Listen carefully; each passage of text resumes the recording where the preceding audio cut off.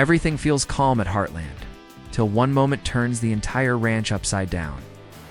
In episode 9, danger arrives without warning, heartbreak follows close behind, and the family is pushed to a breaking point they never expected. This episode does not ease you in it, drobe, for the chaos hits in episode 9. The story opens with a quiet tension that sits underneath every scene. Amy is doing what she does best, working with a troubled horse that has been showing unpredictable behavior. At first, it seems like just another challenge on the ranch, but the way Amy watches the horse, the way she takes slow, careful steps around it, hints that something heavier is weighing on her mind. She has been trying to stay strong for everyone, especially after the emotional events of the past few episodes. Still, you can feel that she's carrying more than she says. Jack, on the other hand, is distracted. He tries to focus on chores, feeding the animals, and moving around the ranch like everything is normal. But his expression gives him away. He's worried about the ranch, about his family, and most of all, about Wes. That old conflict between them has never truly disappeared, and Jack knows people like Wes don't stay quiet for long. He can feel trouble moving closer, even if no one else can sense it yet. Georgie is in her own world of uncertainty. She's trying to keep her focus on training and her future, but something is bothering her too. It's the messages she's been waiting for, the decisions she needs to make. The pressure of growing up all creates a slow, emotional storm inside her. You can tell she's putting on a brave face, but it's not convincing anyone, not even herself. As the episode progresses, every character carries a hint of worry, and that silent pressure builds the foundation for everything that's about to happen. You can feel the ranch shifting, like the ground is preparing for a hit. The calm moments don't feel peaceful. They feel like the final breaths before something explodes. And that is exactly what episode 9 sets up. It's the emotional weight, the fear in the background, the hidden pain the characters don't want to talk about. All of it moves quietly through the ranch, unseen but powerful. By the time Wes steps back into their lives, the stage is already set. The family is stretched thin. Emotions are cracked open. And Heartland is more vulnerable than it realizes. GSU, straight into the storm. It starts with a feeling, one of those moments when the air around the ranch suddenly shifts, as if something unwelcome has crossed the property line.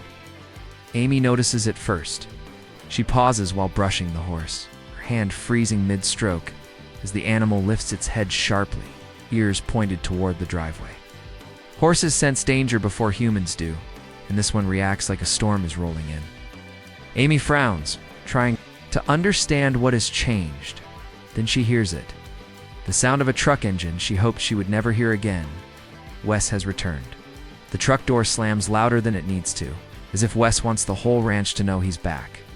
He steps out with the same heavy anger he always carries, but this time it feels sharper, darker. He isn't just here to talk. He's here with a purpose, and it's not a peaceful one. His eyes move over the property like he's searching for something or someone, and the tension around him grows heavier with every step. Jack sees him from the porch. For a moment, Jack doesn't move. He knows this man's history. He knows the damage Wes caused before, and he knows that someone who returns with that kind of attitude isn't here to settle things calmly. Jack's instincts flare instantly. This is trouble, and it's trouble that's been coming for a long time. Wes pretends he's just here to finish business. But his voice says something different. There's bitterness wrapped around every word. He looks like someone who has spent far too much time blaming everyone but himself for his problems. You can see it in the way he clenches his jaw, the way his eyes narrow when he talks to Jack, and the way he refuses to step back even when Jack makes it clear he's not welcome.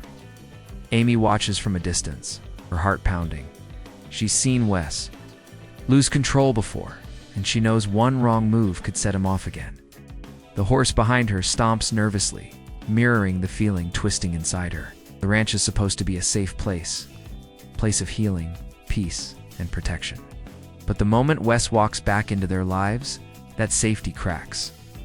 What makes this moment even more unsettling is how Wes behaves. He doesn't shout, he doesn't threaten. Instead, he talks calmly but with a cold edge that feels far more dangerous than yelling. It's the kind of calm that hides something explosive underneath. Jack senses it. Amy senses it.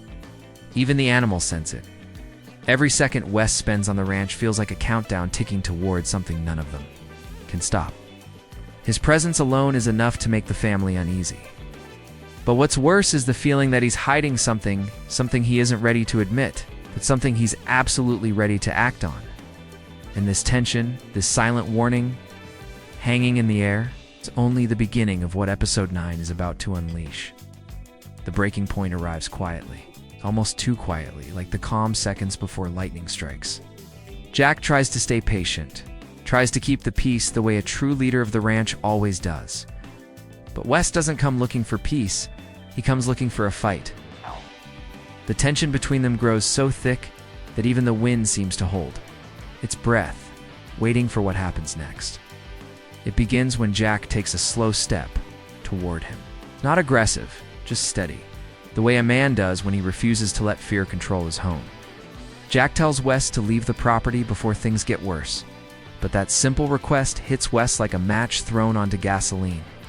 His eyes flash with anger that has been building for far too long.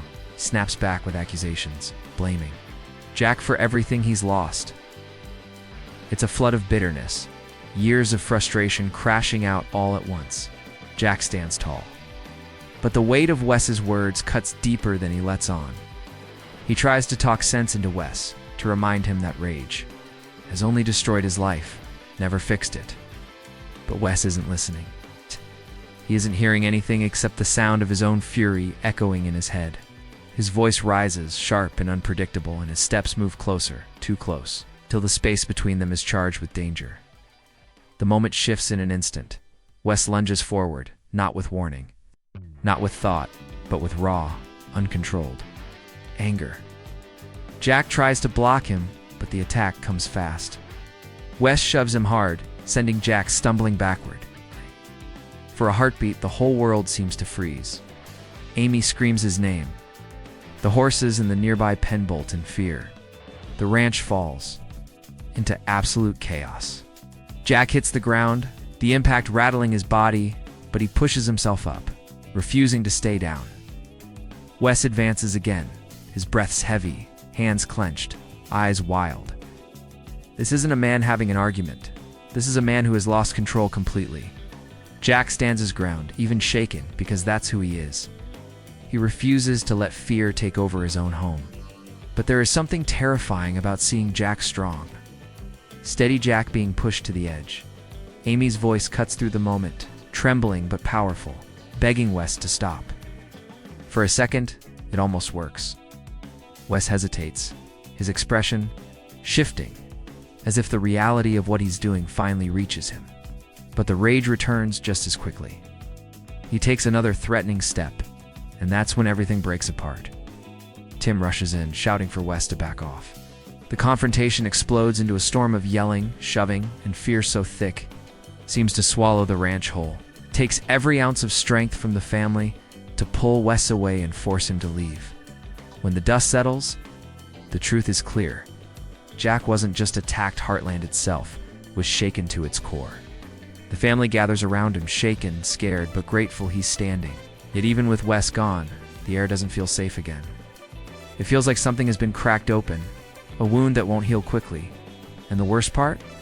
This attack leaves emotional scars that will ripple through the rest of the episode and beyond. While the chaos with Wes shakes the ranch, a different kind of pain is unfolding quietly in Georgie's world. One that doesn't bruise the skin but leaves marks just as deep.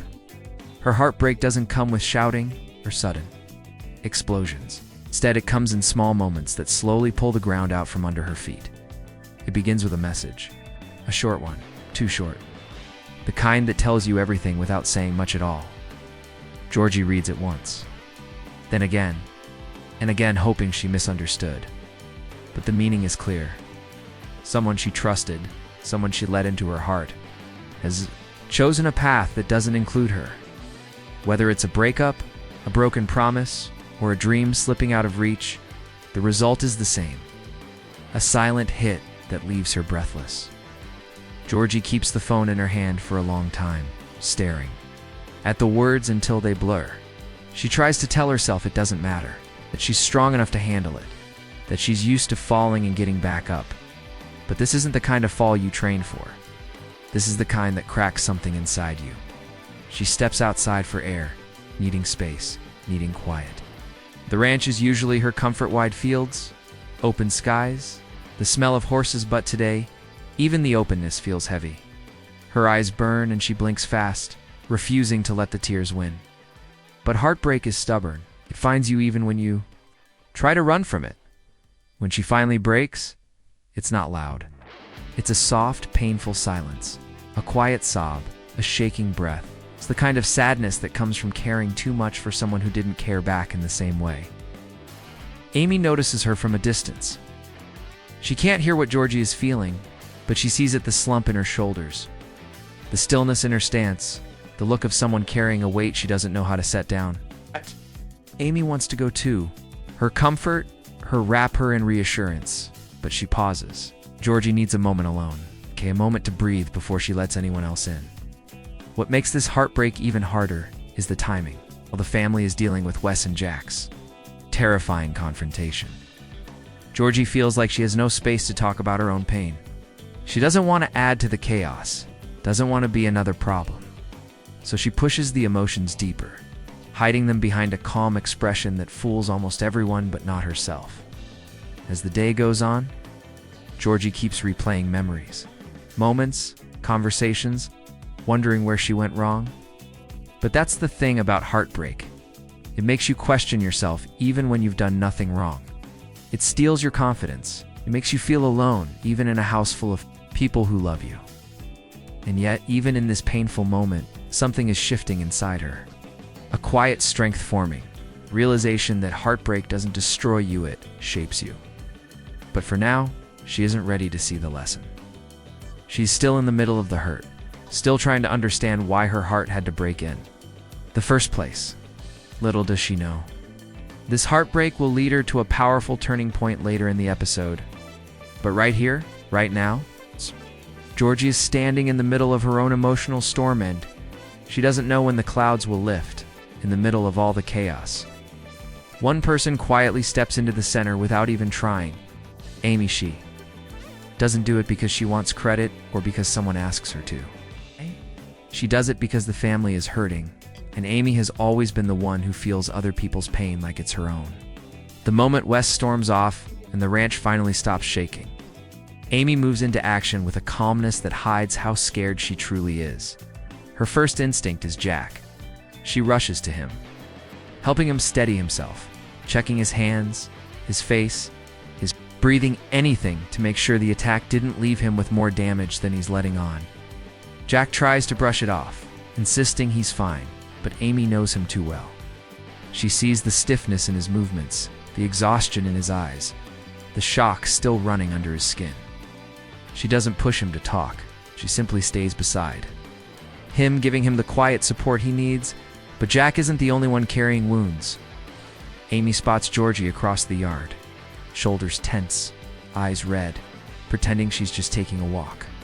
Amy recognizes that look immediately, the look of someone trying to stay strong when their heart is too heavy. It's the same expression she's worn herself more times than she can count. But Georgie doesn't come over. She keeps her distance, not wanting to interrupt or add more strain to the already stressful day. Amy wants to go to her, but she knows Georgie isn't ready.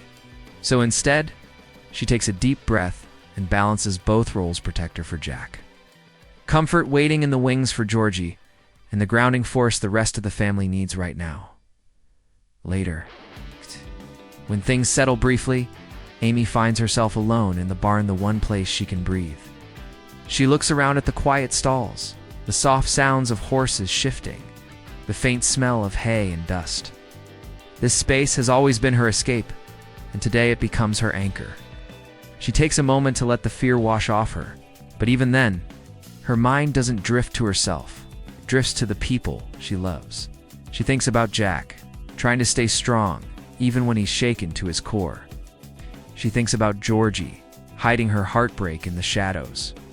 She thinks about how the ranch always seems to get hit by storms all at once, and somehow, the family always relies on her to help hold the broken pieces together. But Amy does it willingly. Her strength isn't loud, it isn't aggressive. It's quiet, gentle, steady, the kind of strength that keeps a family standing when the foundation has been cracked.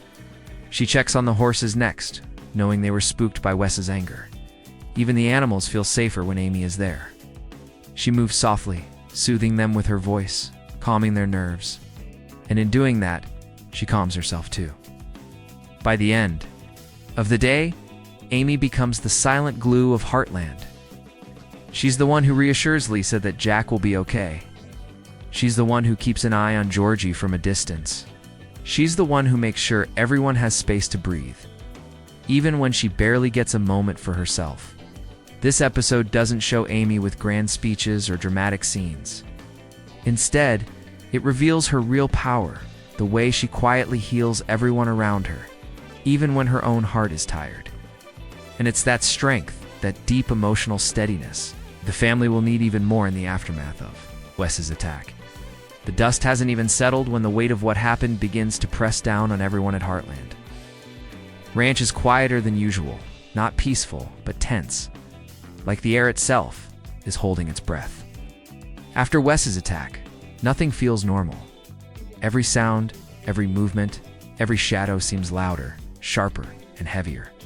And even though Wes is gone from the property, the damage he left behind lingers in every corner. Jack sits inside the house, cold pack resting against the side of his face. He insists he doesn't need it, but Amy and Lisa ignore him. Act may be tough, but no amount of toughness can hide the shaking hands that occasionally give him away. What hurts Jack the most isn't the physical pains, knowing that Wes, someone he once tried to help, came back with so much anger that it turned into violence. It feels like betrayal mixed with disappointment, and Jack tries to swallow it quietly. Meanwhile, Tim is working himself into a storm. He's pacing, muttering, replaying the scene again and again, each memory making him angrier. Tim wants accountability. He wants consequences. He wants to make sure Wes never steps foot on the ranch again. His protective instinct fires up harder than ever, and anyone watching him can tell he's one step away from storming out to look for Wes himself. It takes everything Amy has to calm him down. But consequences come whether the family chases them or not. Word spreads fast in a small community, and it doesn't take long before the authorities show up. They talk to Jack first. He tries to be modest, downplaying the attack, brushing it aside like it wasn't as serious as everyone thinks. But the officer sees right through him, the bruises, the shaken look in Jack's eyes, and the fear in the real man. Family's voices tell the real story. Wes doesn't get to hide behind excuses this time. His behavior, his aggression, his refusal to let go of the past, it all catches up with him. The authorities track him down, and for once, Wes doesn't talk his way out or blame others. The confrontation with Jack was the final line he crossed. There's no more sympathy left for him, not from Heartland, not from the law, not from anyone, as news of his detainment reaches the ranch. The atmosphere shifts not to relief exactly, but to something close. The family finally exhales. The danger is no longer at their door, but the emotional aftermath is harder to fix. Jack still looks shaken when he thinks no one is watching. Amy still flinches whenever a loud sound echoes from the barn. Georgie still looks like she's carrying more than she admit. Even the horses move differently, more cautious, more alert. The ranch felt Wes's anger too. For the rest of the day, Heartland operates like a house that survived a storm. Nothing is broken, but everything feels changed. Conversations are quieter. Movements slower. The family keeps close, as if being near each other is the only thing holding the place together. And though Wes is finally facing the consequences of his choices, the emotional scars he left behind won't disappear overnight. The family is safe, but healing is just beginning. Night settles over Heartland like a blanket that's been pulled too tightly, heavy with everything the day has carried. The sky is dim, the porch light glows soft and warm, and the ranch finally begins to breathe again. But the peace that comes with evening isn't gentle, it's the kind that follows a storm, quiet but full of unspoken pain. Everyone is exhausted, emotionally drained, and trying to understand how to move forward after a day that split their world open. Jack sits outside on the porch, wrapped in an old blanket, staring at the dark fields stretching out in front of him. He looks smaller, somehow not weak, just human. The man who has held this family together for decades suddenly feels the weight he has been pushing aside. The attack didn't break him, but it shook something inside him, something he never thought could be shaken.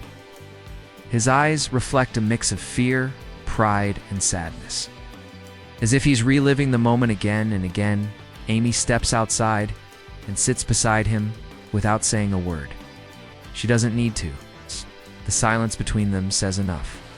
Amy rests her head lightly against Jack's shoulder, and for the first time all day, he lets himself exhale. They sit like that for a while to people who have been through too much, but refuse to let pain take away the love they protect so fiercely. Jack finally breaks the silence with a soft admission, almost whispered, "I thought I'd lost myself today." Amy squeezes his hand, reminding him that he didn't lose anything, not with her there. Not with the family beside him. Inside the house, Georgie sits alone in her room, the glow of a small lamp casting a soft light on her face. Tears have dried on her cheeks, leaving faint marks, but her expression is different. Not quiet, tired, but stronger. She pulls out a small notebook, the one she uses only when she needs to understand her own feelings.